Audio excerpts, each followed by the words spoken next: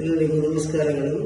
ನನ್ನ ಹೆಸರು ಜ್ಯೋತಿ ಡಿಸಿಲ್ವಾ, ಪ್ರಾಯ 64 ವರ್ಷ, ಪಡುಕೋಣಜೆ ಗ್ರಾಮ, ಮೂಡಬಿದಿರೆ ತಾಲೂಕು. ಇಲ್ಲಿ ವಾಸ್ತವ್ಯವಾಗಿದ್ದೇನೆ.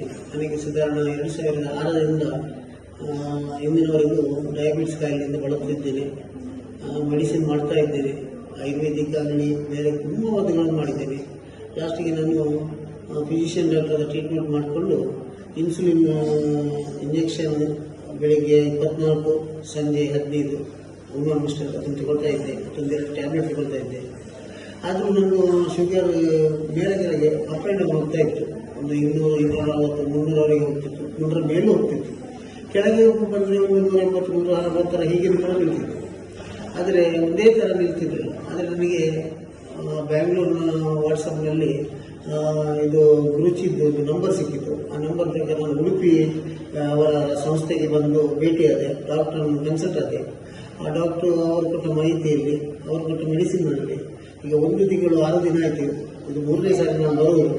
ಆದರೆ ನನಗೆ ತುಂಬ ಬದಲಾವಣೆ ಕಾಣ್ತದೆ. ಶುಗರ್ ಈಗ ಬೆಳಿಗ್ಗೆ ಫಾಸ್ಟಿಂಗ್ ಪ್ರತಿ 2 ದಿನಕ್ಕೊಂದು 3 ದಿನ ಮಾಡ್ತಾ ಇದ್ದೇನೆ. ಆದರೂ ಒಂದು 140, 150, 160ರ ಒಳಗೆ ಉಂಟು. ನನ್ನ ಚೀಟಿ ಕೂಡ ಉಂಟು. ಮತ್ತು ಆಫ್ಟರ್ ಫುಡ್ 180, 200ರ ಒಳಗೆ, 200ರ ಮೇಲೆ ಹೋಗುವುದಿಲ್ಲ. ಮತ್ತು ಸುಸ್ತು ಇಲ್ಲ. ಬಾಯಿ ಒಣಗ್ತಿತ್ತು, ಅದು ಇಲ್ಲ, ಅದು ನಿಂತ್ಕೊಂಡು ಬಂದಿದೆ. ರಾತ್ರಿ ಹೊತ್ತಲ್ಲಿ ಕಡಿಮೆ ನೀರು ಹೋಗ್ತಿತ್ತು, ಅದು ಈಗ ನೀರು ಕುಡಿಬೇಕಂತ ಇಲ್ಲ. ಹಗಲಲ್ಲಿ ಒಂದು ಅವರ ಮೆಡಿಸಿನ್ ಕಷಾಯದಲ್ಲಿ 1 ಲೀಟ್ರಷ್ಟು ಕುಡಿತೇನೆ. ಮತ್ತು ಒಂದು 2 ಲೀಟ್ರ್ 3 ಲೀಟ್ರ್ ನೀರು ಕುಡಿತಾ ಇದ್ದೇನೆ. ಫುಡ್ಡು ಮಧ್ಯಾಹ್ನ ಮುದ್ದೆ ಊಟ, ಸಂಜೆ ಒಂದೇ ಊಟ ಮಾಡ್ತೇನೆ, ಇಲ್ಲಂದ್ರೆ ಬ್ರೇಕ್ಫಾಸ್ಟ್ ಏನಾದರೂ ಫುಡ್ ತಗೊಳ್ತೇನೆ.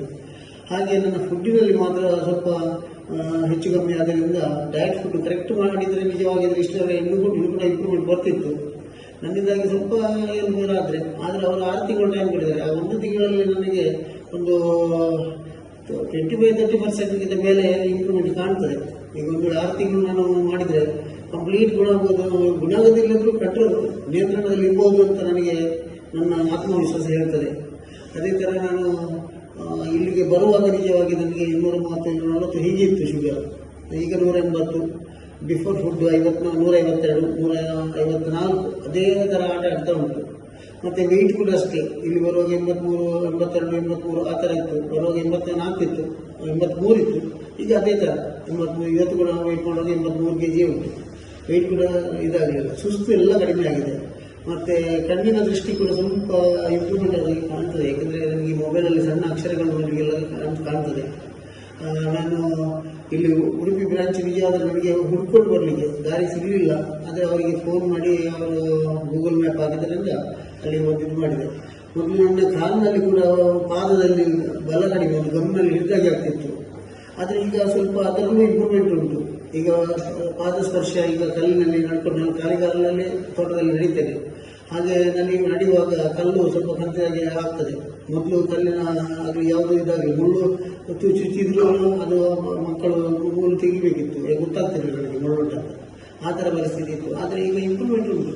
ಆದರೆ ನನಗೆ ಈಗ 1 ತಿಂಗಳು 6 ದಿನದಲ್ಲಿ ಆದ ಇಂಪ್ರೂವ್ಮೆಂಟನ್ನು ಕರೆಕ್ಟ್ ಅವರು ಡಾಕ್ಟ್ರು ಹೇಳಿದಾಗೆ ಪಾಲಿಸಿಕೊಂಡು ಹೋದರೆ ಒಂದು 3-4 ತಿಂಗಳೊಳಗೆ ಕಂಪ್ಲೀಟ್ ಶುಗರನ್ನು ನಾರ್ಮಲ್ ಮಾಡ್ಬೋದು ಅಂತ ಹೇಳಿ 2 ಮಾತುಗಳನ್ನು ಮುಗಿಸ್ತೇನೆ.